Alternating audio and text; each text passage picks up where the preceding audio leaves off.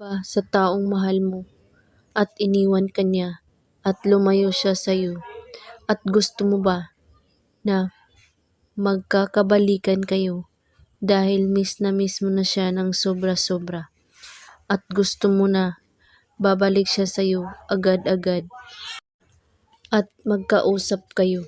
Gawin mo ang ritual na ito para babalik siya sa'yo agad-agad at tatawag sa'yo. Ang kailangan sa ritual na ito, papel at panulat.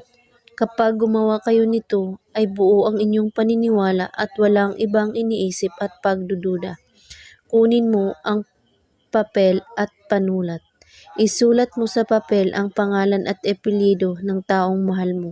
At pagkatapos, tupiin ang papel ng 2 beses at hawakan ito ang papel sa 2 mong kamay at banggitin mo ang pangalan at apelyido niya at sabihin mo, tatawagan mo ako ngayon na mismo. 7 beses mo ito ulit-ulitin.